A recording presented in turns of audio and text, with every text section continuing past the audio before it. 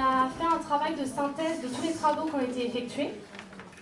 Donc le plan, c'est on a élaboré en fait une définition à partir de tous les éléments qu'on avait pu recenser en fait. On va ensuite vous montrer les enjeux et les déterminants de l'économie collaborative. Donc on a regroupé en humain, économique, environnemental et technique. Donc la définition qu'on a choisie, c'est l'économie collaborative est une activité humaine, créatrice de valeur, en communauté ou en réseau, sans lien de subordination, qui mutualise des biens matériels et immatériels et des services en favorisant les circuits courts. Elle se base sur un principe de confiance où l'usage prime sur la propriété et dans une logique de réciprocité. Et en alternative aussi, on a vu que souvent il y avait des discordances en fait entre le fait de inclure tout le temps les plateformes numériques, donc tout ce qui est technologique ou pas. Il y a eu quelques débats en fait sur cette notion, donc c'est une alternative qu'on a trouvée. Alors pour les enjeux, on a essayé de réunir au maximum par rapport à tout ce qui avait été fait. Donc au niveau enjeu humain, on avait justement le lien social qui était créé par rapport à la solidarité au partage, qu'on retrouvait souvent dans la définition. En plus, vu qu'on avait cette idée d'horizontalité, donc on avait vraiment marqué contribuer à l'équité. Voilà. Donc après, dans le domaine économique, nous avions mis donc favoriser l'innovation. Donc on trouvait ça important et il y avait l'aspect connoté innovation dans le domaine plus économique. Ensuite, la diversification du système économique, donc pas comme étant parallèle, mais pouvant être complémentaire. Ensuite, gérer les conséquences sur l'emploi, donc par rapport à tout ce qui était possibilité de précarité de l'emploi. Création de l'emploi, pardon. Et les deux.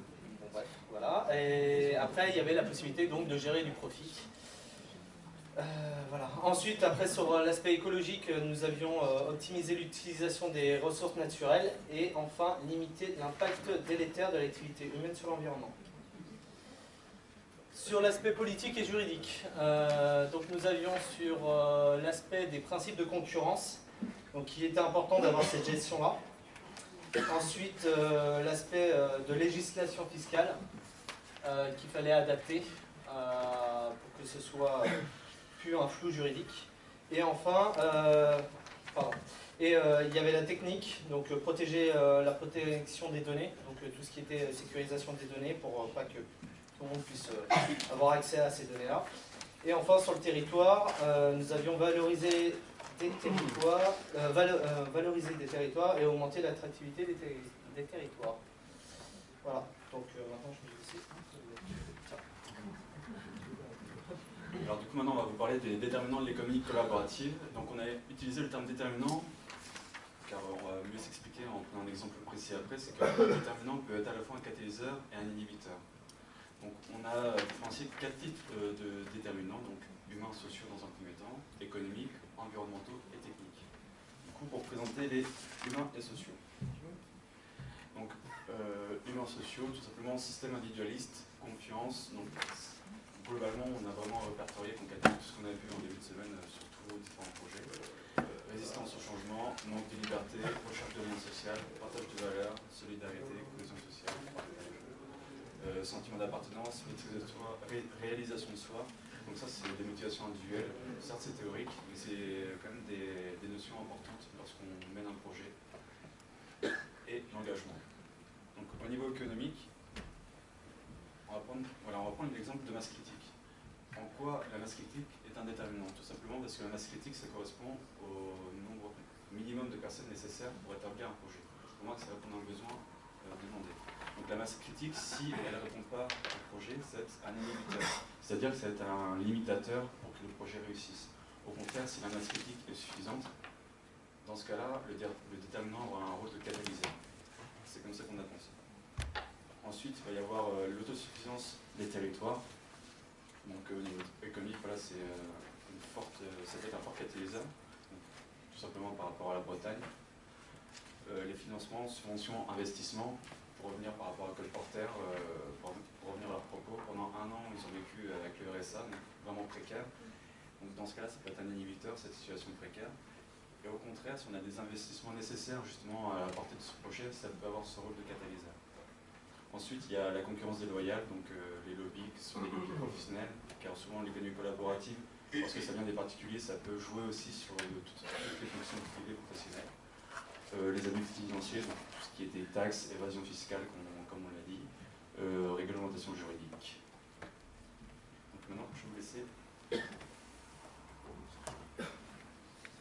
Alors, pour ce qui est de l'environnement, on a identifié trois déterminants.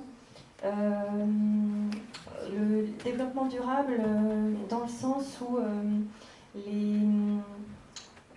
tout ce qui se développe aujourd'hui autour du développement durable, enfin, ces trois déterminants sont très liés, c'est-à-dire que du fait de l'épuisement des ressources naturelles, il y a une réelle prise de conscience aujourd'hui des personnes, des entreprises, des organisations qu'il faut avoir une consommation responsable et adopter un comportement de développement durable. Donc, tout ça, pour nous paraît un catalyseur important qui va pouvoir aider au développement de l'économie collaborative. Et au niveau technique, on a identifié, toujours en synthèse de tout ce qui avait été identifié par les groupes, on a la fracture numérique, c'est-à-dire qu'aujourd'hui, c'est le problème de l'accès aux outils numériques qui ne sont pas accessibles à tous aujourd'hui, ou pas de la même façon pour tout le monde.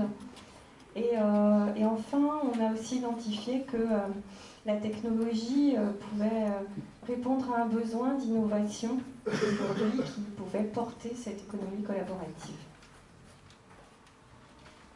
Donc voilà, c'était à peu près tout ce qu'on avait à faire sur le